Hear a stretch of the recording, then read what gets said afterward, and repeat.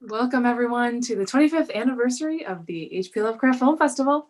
We have a chock-full weekend of films and live Q&As with filmmakers like the ones we're with today. We have Charlie Griak and Megan Hensley. Did I say your name right? Yes. Okay. Charlie wrote and directed Nina of the Woods, and Megan was Nina, the title character. How are you guys doing? How are you? We're doing good. Yeah, we're doing good. We're happy to be here. Thank you for having us on the festival and for doing this. This is really fun for us. Very excited to be a part of it.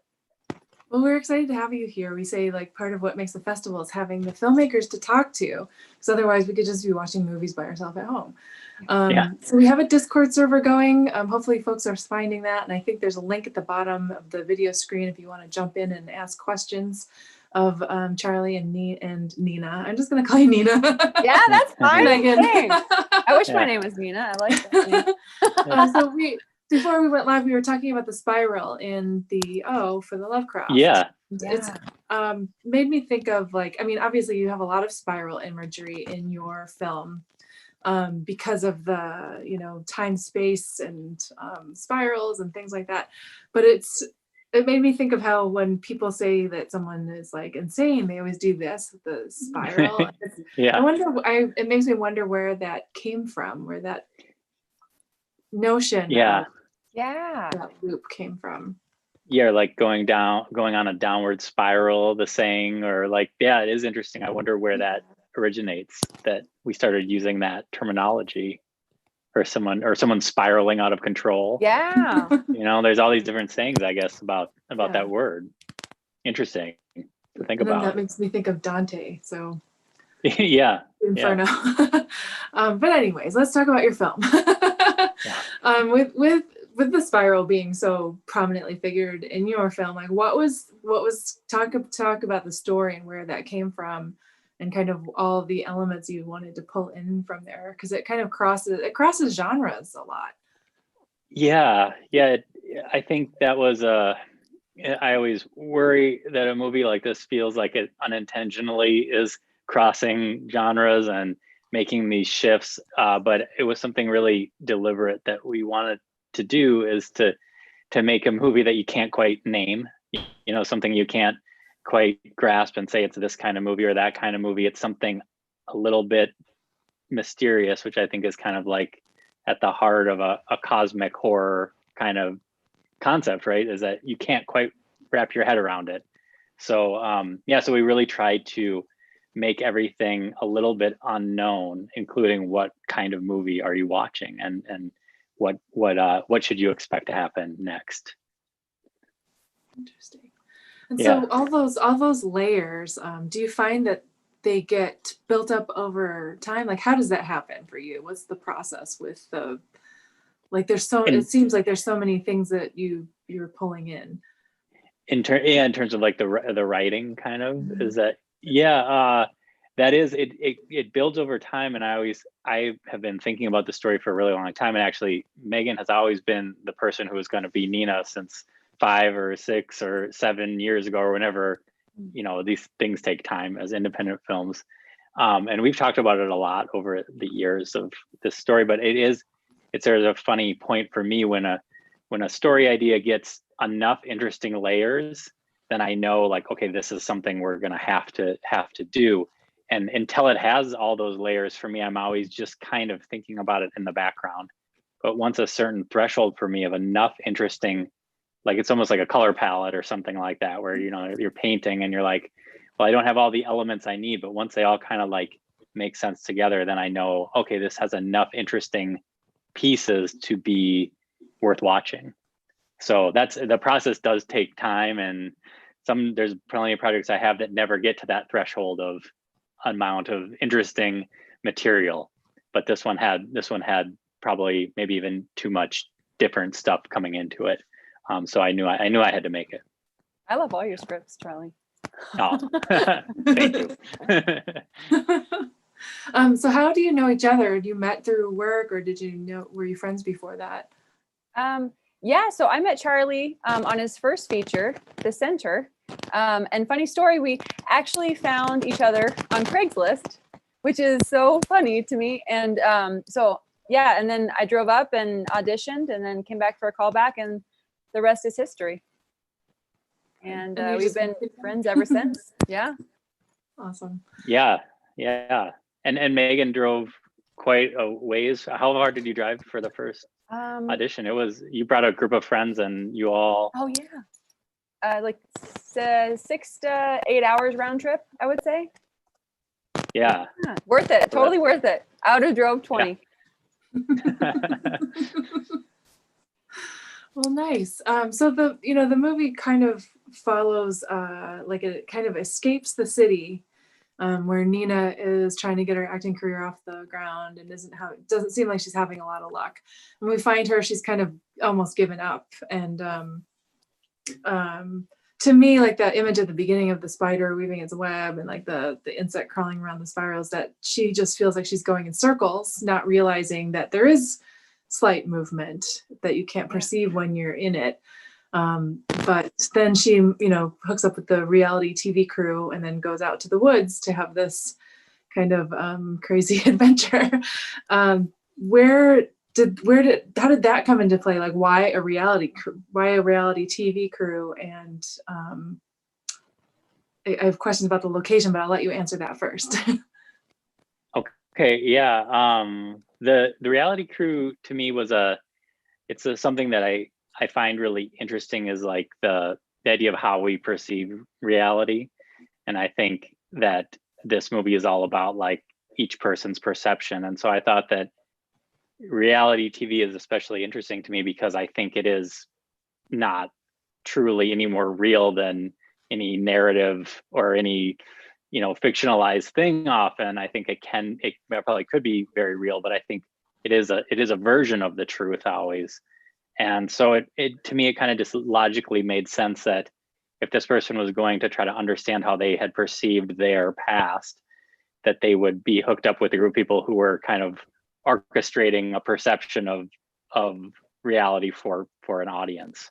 So it kind of has like a spiral feel to me too. It's a story about people who are making a story about something that was real way back when, a long time ago.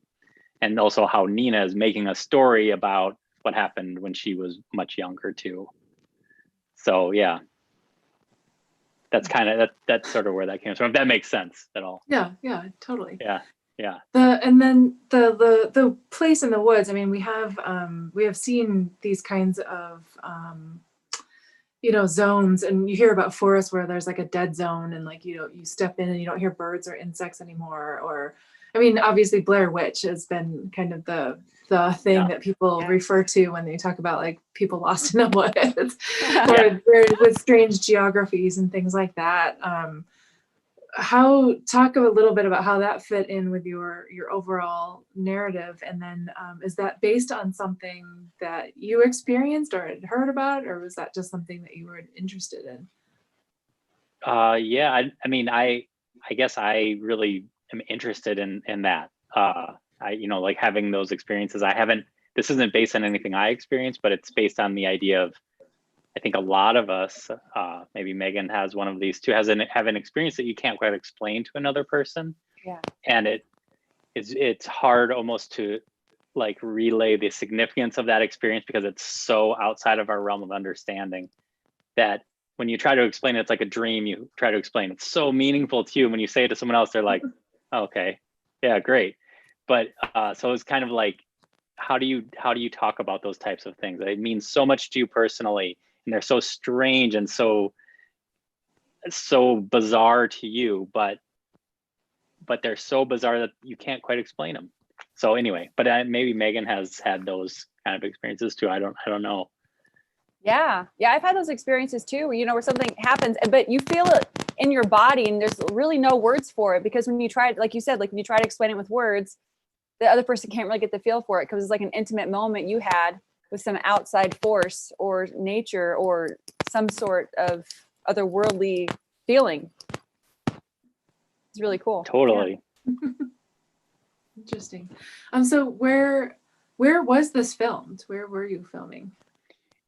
We filmed in northern Minnesota, pretty pretty far north, not all the way to Canada, but pretty near.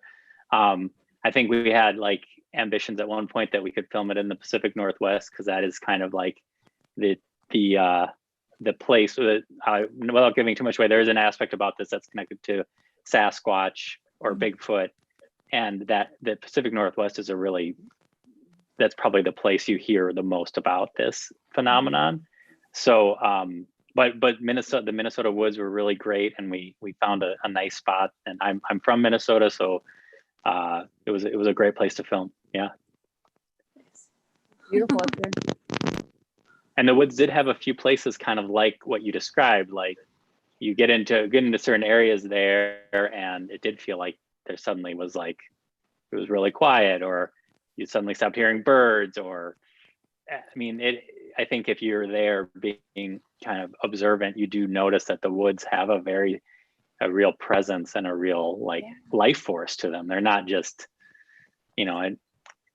I think most people understand that now, but it's a living organism. It's not just trees, there's a life force there, and it is, I believe, conscious in some way, different than how we're conscious, but I do believe it is conscious. Yeah.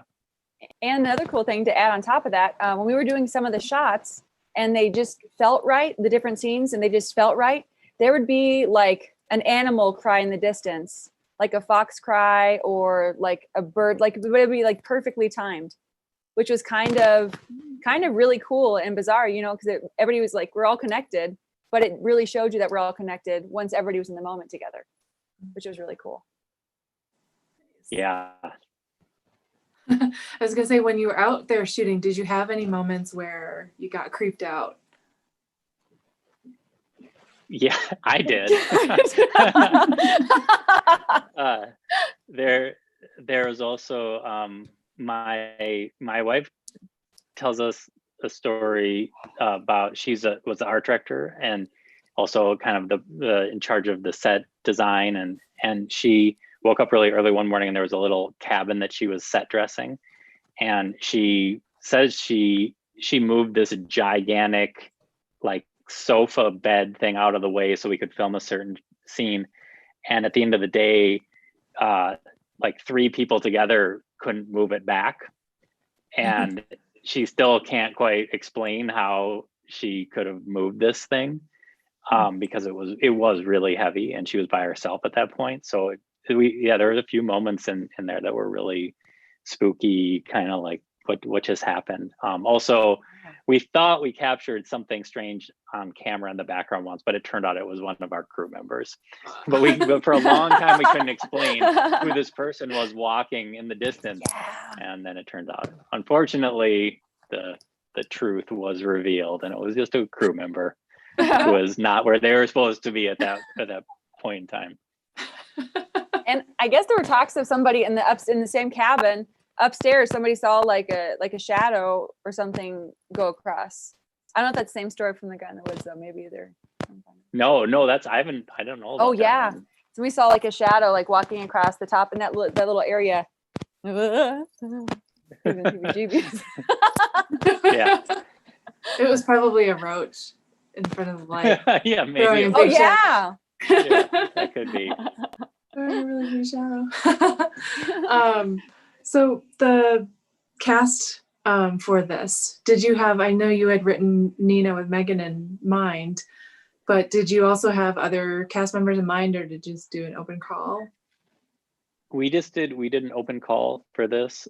We didn't have people in mind beyond Megan as Nina, and we ended up with a lot of great people that some were really close friends. I think that's sometimes what happens, because you want people what to expect, especially if you're out in the woods for a while. We were together for 21 days or something, all of us kind of in the woods. We had cabins, we didn't sleep in tents, but we were pretty close. So like there was something about, there was some trust that had built up in previous projects, and working with people that have worked together.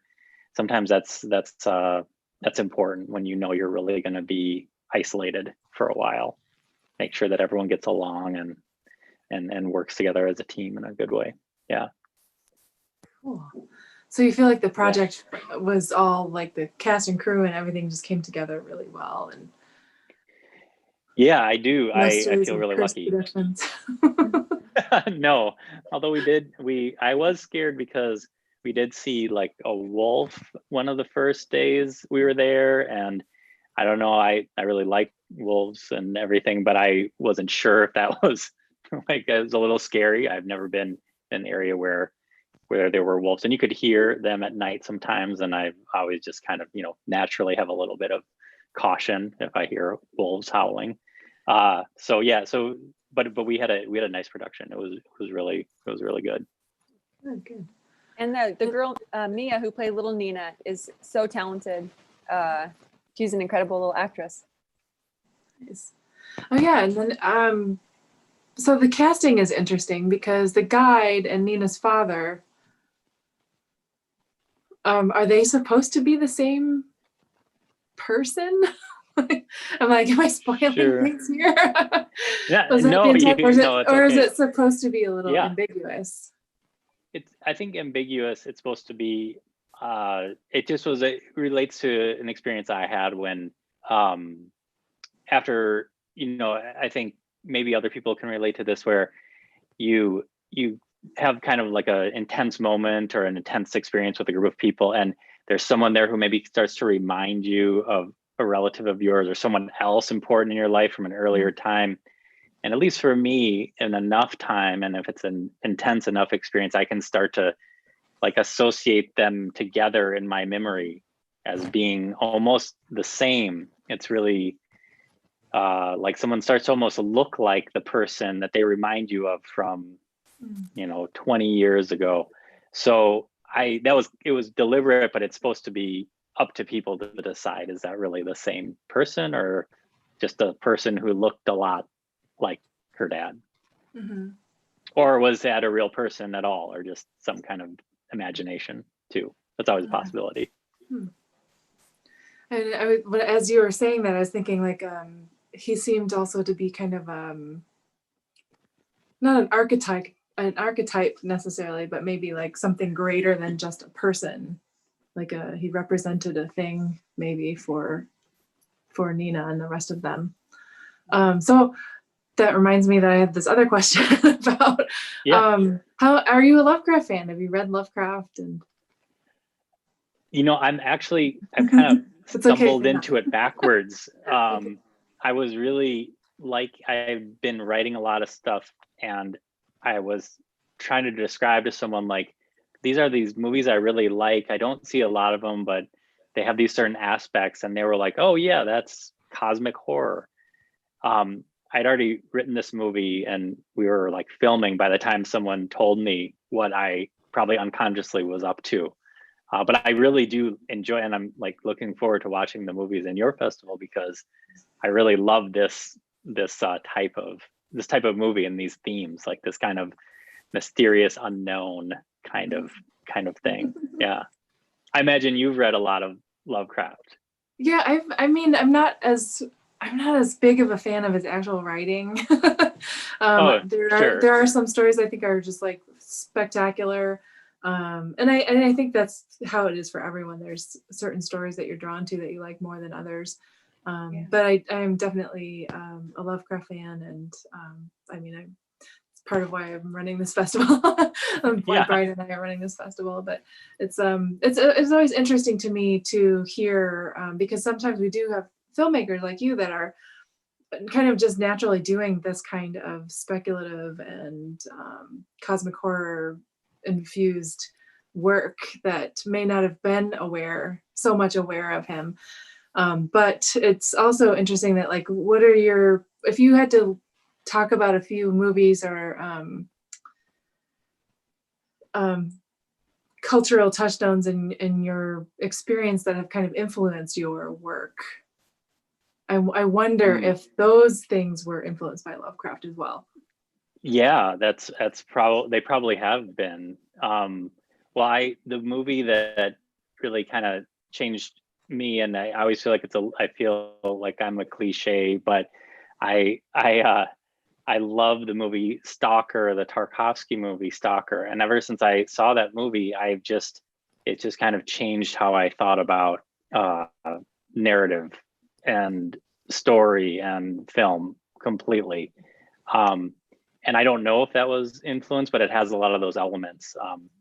And I also, the other thing that's interesting to me outside of movies is I'm really interested in like a shamanic perspective on the world. And I think that ties into the movie and maybe ties into cosmic horror too. The idea that there's a lot more going on in the world than we can perceive and that we can consciously understand or that we can label and name. There's bigger, the world is bigger than our perception of it. And I think that's what the biggest, and I think that is cosmic horror. Am I right to say that? Is that accurate? Yeah. Okay. Okay.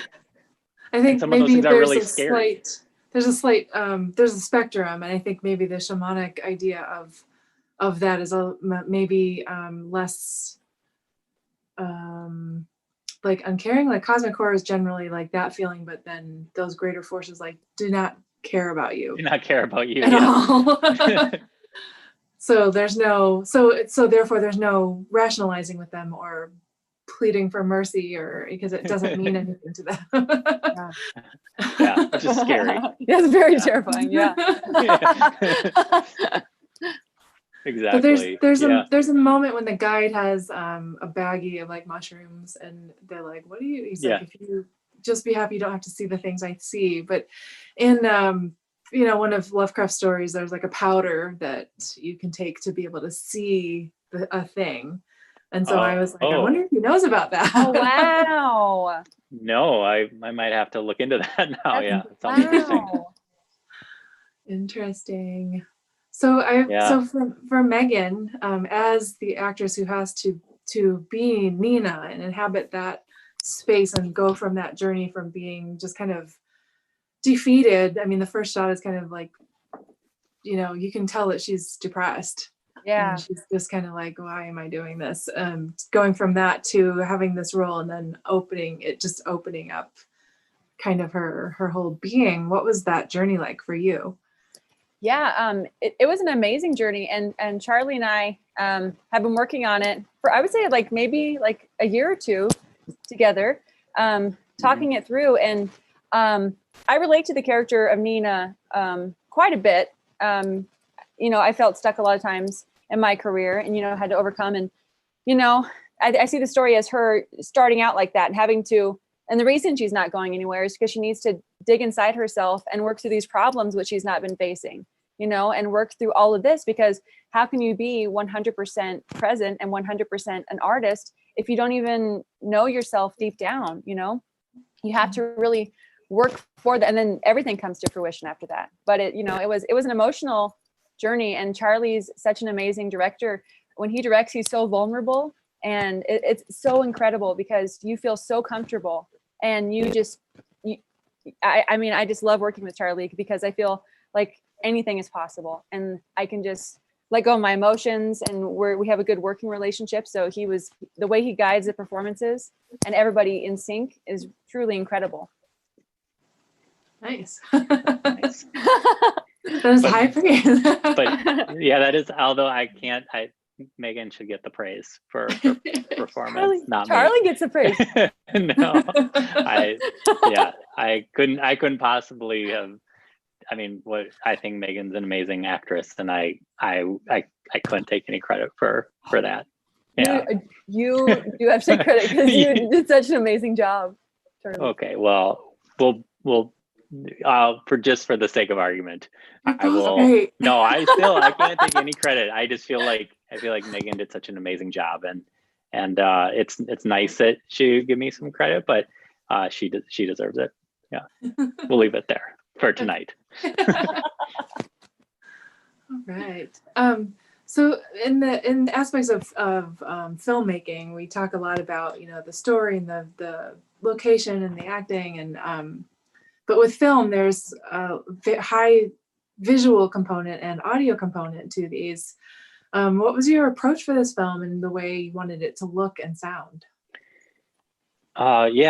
I guess I like that you said that. I think that I think a film should be, I mean, not should, I guess it's the ones I try to make, I would like them to feel like you couldn't tell that same story in a different medium. And so to me, that means taking advantage of sound and editing and photography, not just the literary aspect of film or just the acting. Because I think then you could maybe make a play. I don't think you could make the play Nina of the Woods. It would be a very different thing. And I think that's something I strive for, is to make a film utilize each of those aspects as much as possible so that it's a unique cinema experience versus just a story. And I think that was always my approach, is how to access those things at the right times to create a different effect.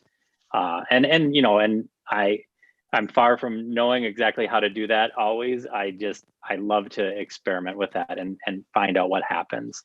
But I definitely am thinking of all those aspects at once when I'm writing even. Yeah. So some directors that we talk to tell us that they have kind of like a playlist that they create when they're working on like pre-production or going into writing it. Do you do anything like that for yourself? You mean the music or other films that I watch? Oh. Did you say music? I don't know. I haven't. Yeah. Oh, sorry. So music. Music. Okay. Yeah. I don't have. I mean, I listen to a lot. I do listen to a lot of music all the time. When I'm writing or and then when I'm editing, even in the temporary music that I use, I think music is it's a music, or it's an art form I don't have any talent at. And so I like go to that to try to get inspiration all the time, because I can't make it. It feels like magic to me. So I love to have it all around me. And I don't have any particular songs. How about you, Megan? Do you have a music that you listen to all the time? Yeah, I feel like the band Explosions in the Sky or Sigur Rós really get me in the mood to I like to do meditations to the music of the character to kind of see the whole story. Like I'll do the work in my journal and everything, and then kind of listen to Explosions in the Sky or monks chanting or meditation to like kind of feel it in my bones after I've done the work to kind of implement it, which helps me a lot. Interesting. It's always interesting to hear what people's processes are to get themselves into that space, because I do feel like it's a little different than just shooting a drama or like a romantic comedy or something like that. And you, Megan, you really bring a lot of depth to the role, because there's a lot of close-ups of you, like looking at your eyes, and there's a lot going on behind there. So well done. Oh, thank you. Oh my gosh, thank you so much. Thanks, Tori. So I'm checking in our chat to see if anyone is got any questions for us. So we're in the Discord server. And I think we have a lot of content out today. Okay. So I think people are doubled up on trying to watch more films and things like that too, because we've got more coming out. But we have too much content. It's a terrible problem. But is there anything else that you would like to say that you didn't already get asked about the production or about the role? No, thanks for having us. Nice to be able to talk about this a little, Yeah, this was awesome. I loved all your questions. Yeah. Oh, thank you. I try to be interesting, and sometimes I think I do better than others, but it's interesting. There is one question that just popped in. Charlie, have you ever read any Algernon Blackwood? I have actually, but also after the fact of even actually being done filming. And someone also, this person who talked about Cosmic Horror, said that Algernon Blackwood is an author that goes into these types of topics, especially about nature. And I have read some. Yeah, They're very, very interesting. I don't know. Have you read them as well? Some of his work? I have not. Oh, okay. I have not. One of the benefits of being in lockdown for pandemic is that I actually read 3 books this year, which is 3 more than I usually read. Great. Because we're generally traveling to different conventions or putting on film festivals, and so a lot of my time is spent watching films. Yeah. So it was a little nice change of pace for me, but yeah, that's Yeah. definitely on my reading list. We have both Brian and I were literature majors or English majors, and Oh, okay. we have bookshelves and bookshelves of books that we have bought, and someday when we finally retire, we'll work through them. Be able to read them. Yeah. Yeah. Yeah. Well, I really, if you like the cosmic horror thing, I think his work, Algernon Blackwood, is really interesting, and goes in. It also has a lot to do with sound. Like there is one story I remember where people were just hearing something they couldn't explain, and it still kind of haunts me. This story is short story. And yeah, I mean, everything I read, I kept thinking, oh, that'd be an interesting movie too. There's a lot of interesting work, and it's all. I think a lot of it is pretty old too, maybe even 1800s, if I'm not mistaken. I think so. I could be wrong. Yeah. Yeah. Well, I mean, we have Robert Chambers writing in the 1890s, 1880s, and 1890s, like turn of the century, and cosmic horror goes back farther than just Lovecraft. He didn't invent the genre. I think he just expanded and popularized it, and is the best. He did. Mm-hmm. He was the one that did the thing that people know him for. So we have another question. Let's see. It's interesting that despite definitely delving into the realms of cosmic horror, the characters all managed to exit the story relatively unscathed, except for the loss of sanity in the wake of events they can't explain. So one of the things about this film that we found interesting is that nobody died. Nobody died, Yeah. and it didn't seem like anyone was scarred for life, or would be having to have maybe they'd need some therapy, but no one's getting locked up in the asylum. Yeah. I love how it always felt like Yeah. something was gonna happen. It always kept you on the edge of your seat. From my perspective, I was like, oh, is something gonna happen? Because it felt like that, something really bad, maybe. Yeah. Yeah, I guess that, it is a little, it's I think to some it may be disappointing that no one, there wasn't that aspect to the movie.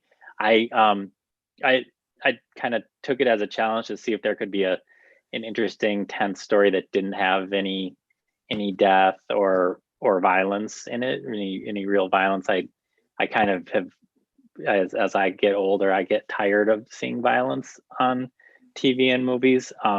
And also I think it might just be a little, maybe it's like you were saying, in the cosmic horror realm, if maybe the shamanic perspective might be that there is potential for healing and growth in this, and maybe that it is that the universe is a little more caring, potentially. And I think that's the perspective I took with that. And maybe it doesn't quite fulfill the horror genre quite right in that way, but just do an experiment to try a different kind of story a little bit. It feels more real to me though, because these characters have gone through something that has changed their entire perception, the way they perceive things. But then instead of them just dying at the end, they actually have to go on and carry this with them for the rest of their lives. And it's going to then affect everything they do. But we don't see that. We just kind of know that, okay, they're changed. They're different now. It kind of is I don't know, maybe this is getting too philosophical, but it's probably the right festival to do this at, right? I can talk about strange topics and it's okay. Yeah, absolutely. Okay.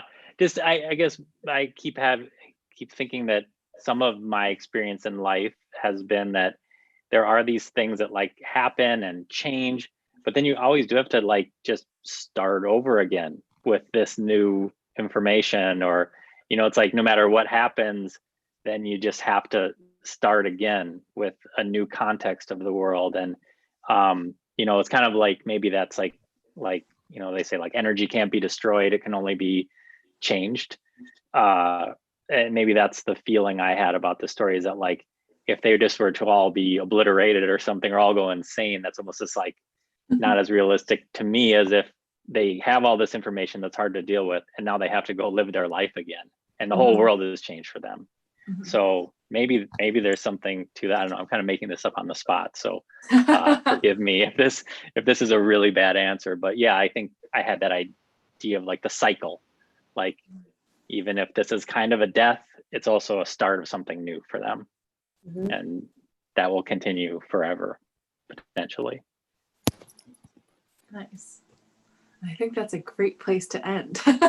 Okay. It's beautiful. It's beautiful. That was But before we totally say goodbye, each of you tell us where we can find more of your work or find out about what you're working on. Do you have social media, a website? How about Megan? How do people find what you're working on? Yeah, IMDb or my website, which is meganhensley.com, and I'm working on a show right now that will be out later this year. And Charlie. And yeah, you can. There's a website for ninaofthewoods.com, and or if you look up my name, I have a website that I update with some work too. Yeah, excellent. Charlie Griak. Yeah. Nice.